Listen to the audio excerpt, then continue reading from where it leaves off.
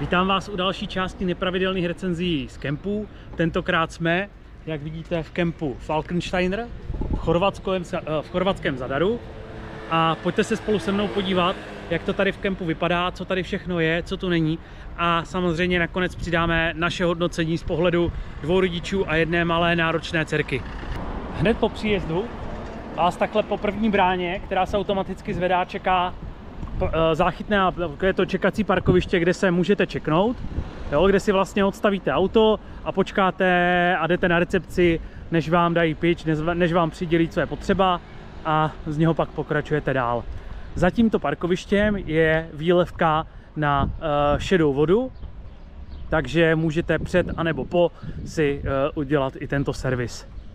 Vidíte, že výlevka na šedou vodu krásně dimenzovaná, jo, vleze se semka jakýkoliv auto, úplně bez problémů, je to krásně i voda natažená, takže takhle bych si to představoval úplně všude.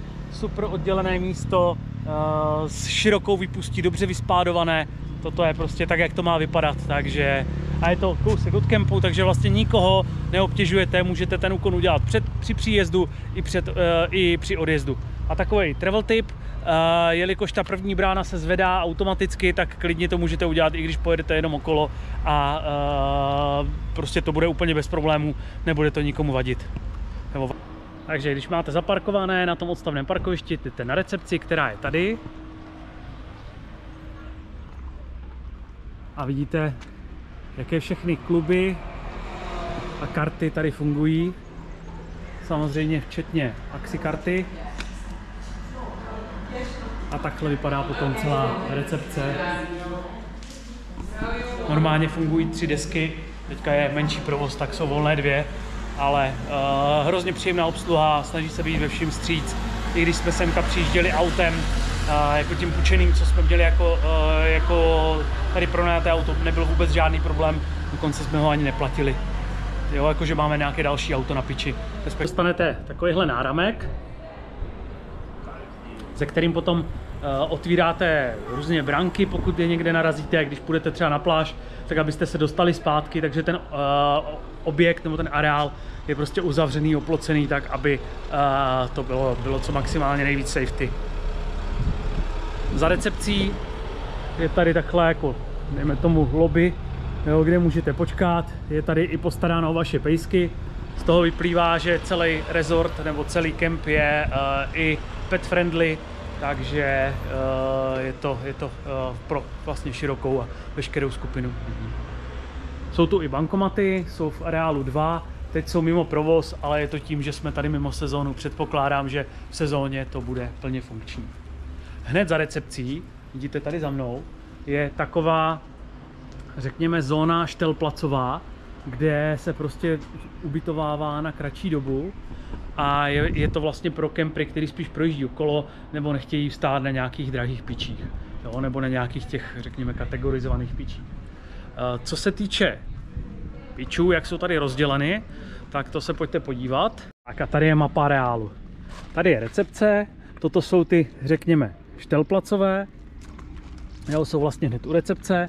Pak tu máme takovou zónu chatek a srubů, respektive chatek a stanů, ty vám ukážu. Pak je tady zóna modrá, ta standardně platí pro Axi kartu, pak je tu zóna Gold, to je vlastně o něco lepší, o trošku hezčí místa, respektive o trošku blíž k moři, blíž vlastně tomu zázemí a životu, který je tady. My konkrétně, pokud jste viděli naše video, tak stojíme na 54, to znamená, jsme hned u sociálek a u fakt jako krásného zázemí, který tam je. Naproti je obchod, ten uvidíte, ten vám ukážu, a pak tady máme zónu s bazénem, s restaurací, s wellnessem, se saunou a dětská hřiště. Jo, u bazénu jsou i dětské skluzavky, takže paráda. Poslední piče, které jsem neukazoval, jsou Diamond a Diamond Premium. Ty jsou prakticky u pláže, takže máte krásný výhled na moře. A před rezortem, to už je za bránou, kde se prochází tady, k tomu je ten náramek, tak je vlastně veřejná pláž, je kamínková, ukážu vám ji taky. Takže. K pičům najíždíte po 2 stranách, tady takhle za mnou, jedna a druhá.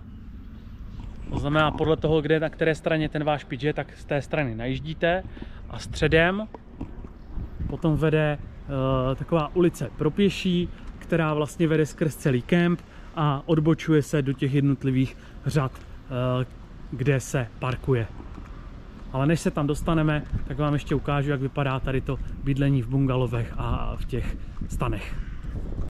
Tak vcházíme do té první části vlastně těch chatkových, nebo toho chatkového ubytování a vidíte, že to je taková klidná oáza, uzavřená, kde je to jako moc hezké.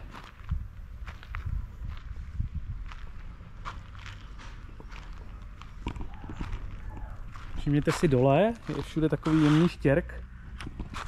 Ten je vlastně v celém kempu, je u všech pitchů nebo na všech pitchích, i na těch příjezdech, což je fajn, není z toho nějaký blato, ale za mě je to lehké mínus, protože se na tom strašně blbě jezdí s kočárkem, jo, že to nás neřeknu limitovalo, ale nebylo to úplně příjemné. Kdyby aspoň ta hlavní ulice, vždycky v té uličce těch pitchů byla vyřešená něčím zpevněným, bylo by to něco komfortnější s tím kočárem, ale to už bychom pak měli asi kemp, který je skoro bez chyby. Další zónou, která tady je takové to glampingové, dejme tomu bydlení, jsou to ty stany od Adrie, jo, kde to vlastně je jako kdyby rodinný dům postavený jako stan a vypadá to moc hezky. Nikdy jsem v tom nespal, zajímalo by mě, jestli někdo třeba z vás má tu zkušenost, tak se podělte, jestli v tom není moc hluku, jestli to funguje jako dobře, nebo je to prostě jenom o nějakém designu, který si užijeme. Doufám, že jsem byl slyšet přes tady grákajícího Racka. Jak všude je spousta zeleně, je tu spousta květin, opravdu ten kemp je krásně udržovaný a na velmi, velmi vysoké úrovni. Tak a my se dostáváme do zóny těch pitchů, takže vidíte, že je rozdělená tou středovou ulicí na pravou, levou stranu. Ta pravá, tato, je taková kratší, je tam 1, 2, 3, 4, 5, 6, 7, 8, nějakých 9 pitchů v řadě po obou dvou stranách. Tato je o něco delší, myslím, že to i vidíte na druhé straně a jsme zatím v té modré zóně.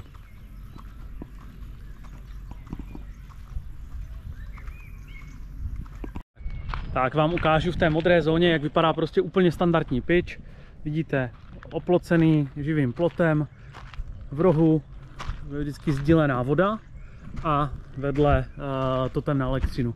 A výhoda je, že tady je nejenom přívodená voda, ale i je tady odpad, takže můžete krásně vylívat vodu, pokud máte karavan přímo tady, takže to je určitě dobré. Jo, myslím si, že ten pitch je krásně velký, vleze se tady, řekl bych, 8metrovka úplně na knap, jo, ale přece jenom to už jsou velké auta.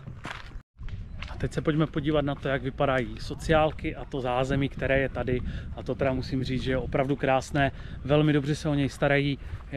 Je tady co 2 hodiny úklid, takže vlastně pořád je čisto, pořád je krásně všechno uklizené, tak jak by to asi mělo vypadat v 5hvězdičkovém kempu, jak o sobě Falkenstein prohlašuje.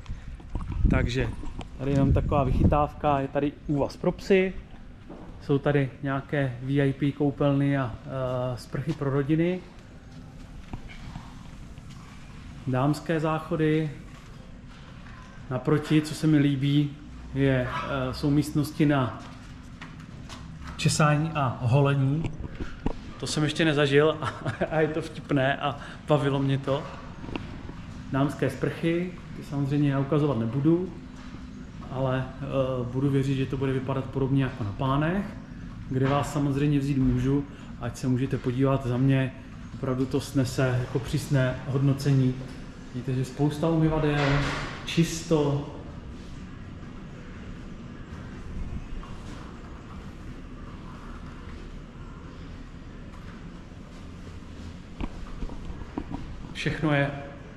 Všechny místa mají vždycky toaletní papír, všude je mýdlo, všude jsou ručníky na papírové volně k dispozici, takže opravdu jako tak, jak to má vypadat. Takže viděli jste, jak to bylo na záchodech. Tady je pak místo na osobní hygienu, čištění zubů. Asi děkujeme covidu, v uvozovkách děkujeme. Všude jsou takovýto oddělovače. Pak tu máme sprchy pánské. Ty jsou fakt jako velký, dostatečně prostorný. Vidíte, že tady je odkladací lavice, tady sprcháč, regulovaná voda. Samozřejmě nejsme v Česku, takže v žádném případě nehrozí žetony. Jsou tu k dispozici fény. A sprch je jako dostatečný počet.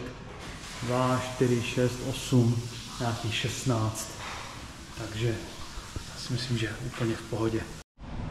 U sprch jsou místa na umývání nádobí. Vidíte, že jich je spousta. Jsou takhle zase covidově oddělená. A co je tady krásná vychytávka, tak máte přímo dětské hřiště naproti toho umývání. Takže už jsem to i vyzkoušel se Simonkou, umýval jsem nádobí a Simonka si tady mohla hrát, takže to je fakt jako dobrý a za tohle jako velký plusový bod. Na druhé straně jsou myčky, takže můžete přímo i si hodit nádobí do myčky a využít i tady tuto vymoženost kempu. Tak tu máme i zastrčené možnosti umývání. A poslední, co vám ještě tady ukážu, jsou pračky a myčky. Takže vidíte, že všechno v míle, klasicky na Washing Coin 4 € a je možnost potom i využít sušičku za tu stejnou částku. Takže si myslím, že velmi pěkné. Hrozně se mi líbí, že v tomto kempu se fakt myslí na děti, takže je tady i dostatečné množství těch, řekněme, pro tu osobní hygienu i těch malých a snížených dětských míst. Jo, to je jako pěkný. A jsou tady i dětské sprchy. Vám ukážu teď.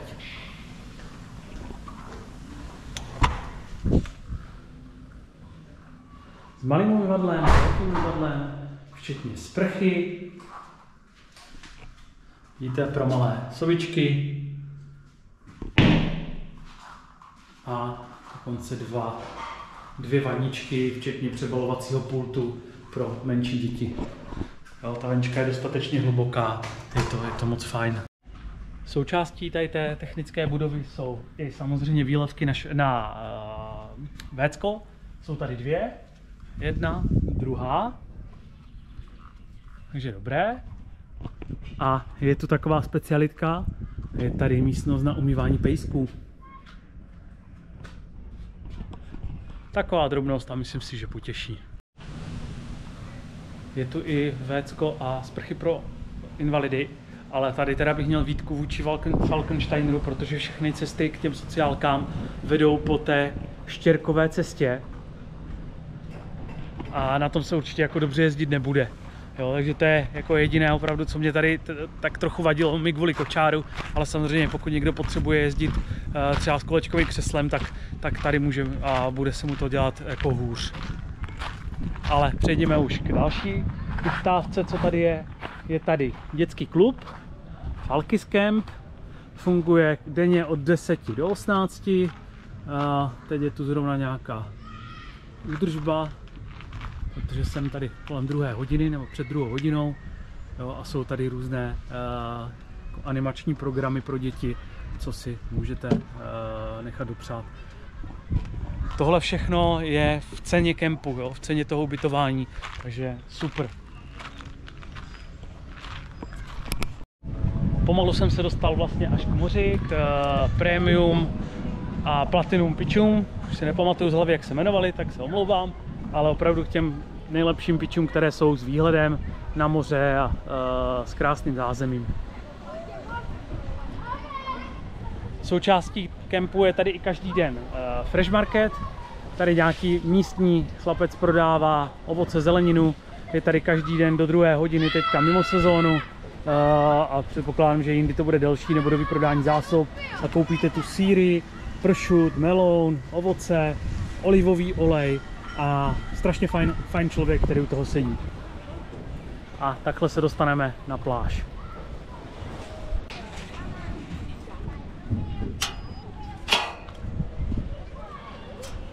Takže pomocí čipu se dostaneme tady na tu veřejnou část, veřejnou pláž. Je taková malá, vidíte ten podklad, jsou prostě klasické kamínky a co je krásný, jsou tady je tady to molo, ze kterého můžete skákat relativně bezpečně, ta hloubka je tam akorát. Schválně se podívejte na nějaké video tady z Falkenu, kde jsem to i testoval v rámci nějakého hecu. Jsou tady i sprchy, jsou tady i převlíkárny v této zóně, takže určitě dobrý. Jenom si dávejte bacha, kam si lehnete. Našel jsem tady celkem pár bobků na té pláži, takže opatrně, ať něco nevyšmajdnete. Vstup do vody je po kamíncích a pak tam začíná klasické Chorvatsko, kde už jsou nějaké kameny, ale je to, myslím si, použitelné a v pohodě. Ale určitě doporučuji si vzít boty do vody, tak jako v celém Chorvatsku. Jdeme do bazénové části, kde zrovna se připravují nějaké animace pro děti. Na rohu bazénové části je bar. Mají míchané nápoje, pivo, víno a tak dále. Velmi příjemná obsluha. Můžete si u něho i zároveň takhle posedět. A vedle si děti můžou skotačit, protože tady je skluzavka, respektive taková jedna skluzavka a druhý tobogán. Takže si krásně sedíte v baru, popíjíte a děti se tady kloužou. Tady vidíte hlavní bazén, je tady spousta lehátek, všechno je v ceně, všechno je v rámci toho ubytování, které tady máte, nebo toho tyče, který si platíte. Bazén je i teď, ještě na konci května, celkem teplý, takže je to příjemné osvěžení.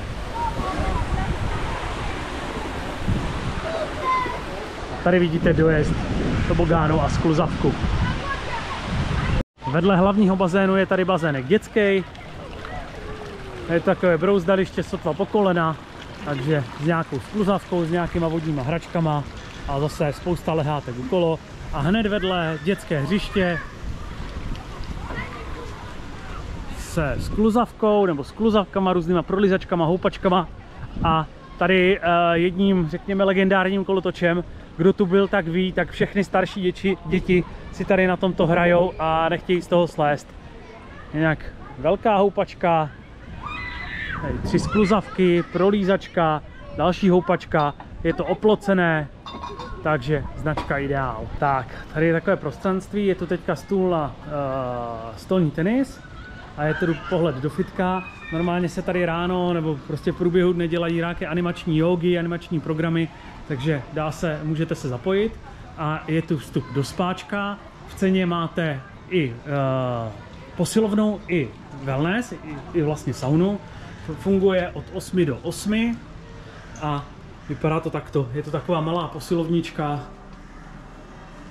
ale je tu všechno, co potřebujete. Činky, stoly na běhání, věž, lavice, takže úplně dostačující.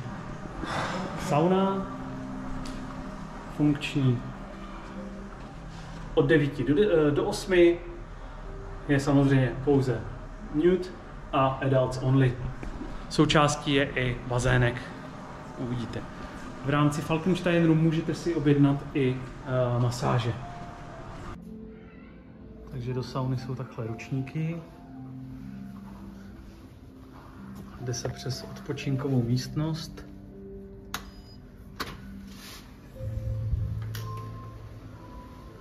Do bazénu, do odpočívárny s výhledem na moře a sauna je za rohem.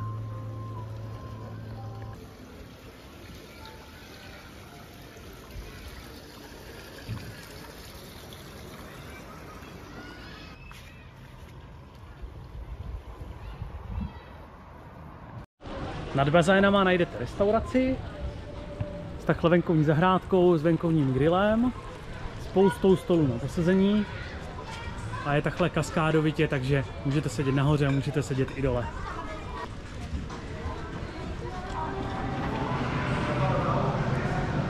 Tady je vnitřní část, vidíte, že i ta vnitřní je velmi velká, protože kemp je celoroční, takže když byste byli v zimě, tak samozřejmě nechcete sedět venku a chcete být prostě zavření někde tady v teple.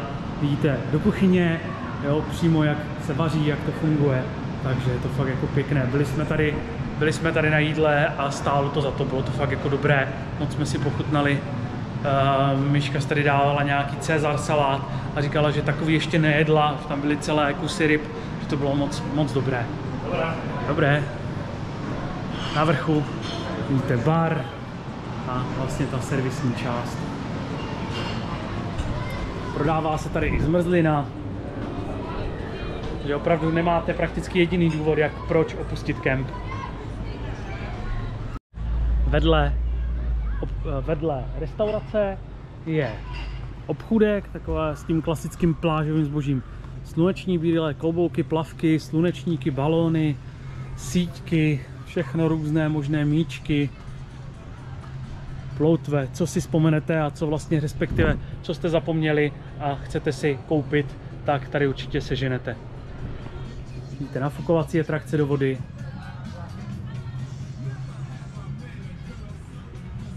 V kempu je i velmi pěkně vybavený obchod, celkem velký, který je do 21. hodiny otevřený. Je tady i bankomat, ale zatím stále mimo provoz, očekávám, že to bude na sezónu. Je tady možnost nakoupit nějaké ovoce.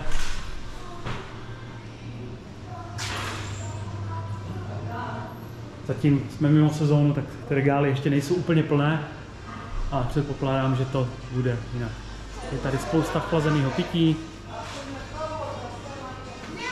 Tady je i nějaký pak teplý pult na sezónu a do pekárna, sýry, maso a tak dále.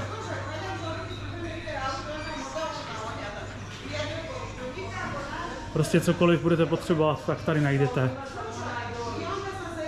Dětské ptákovinky. Tak, když budete mít na piči, máte třeba větší karaván, nebo prostě nechcete parkovat osobák na piči přímo, tak je tady vlastně spousta takhle parkovacích míst, i částečně zastřešených nebo zastíněných, což je určitě fajn, tak abyste měli prostě v autě relativně příjemně. Nájezdy potom na ty jednotlivé řady vypadají takto.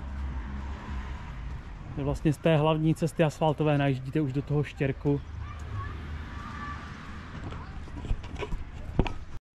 Tak, když budete mít na piči, máte třeba větší karaván, nebo prostě nechcete parkovat osobák na piči přímo, tak je tady vlastně spousta takhle parkovacích míst, i částečně zastřešených nebo zastíněných, což je určitě fajn, tak abyste měli prostě v autě relativně příjemně. Nájezdy potom na ty jednotlivé řady vypadají takto. Vlastně z té hlavní cesty asfaltové najíždíte už do toho štěrku. Co hodnotím pozitivně, co se mi líbí, že tady je dobře tříděný a je tady spousta jako možností třídit odpad, což mám rád. Prostě máme takhle jako nastavené to, že třídíme i na těch dovolených. A v kempu je několik takhle možností, kde se dá vynést právě tříděný. Není to vidět, je to hezky za plachtou, takže určitě dobré a starají se o to denně, opravdu každý den se to třídí a odváží, takže tady není ani žádný smrad a je to fajn.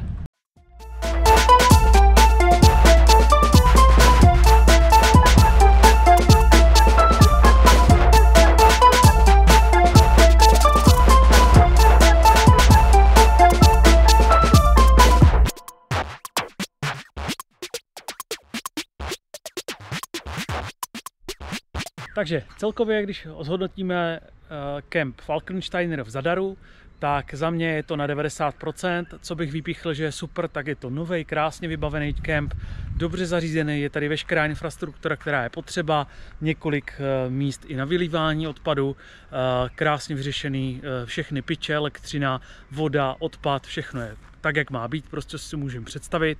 Dobrý obchod, krásný bazén, moře jakž takž.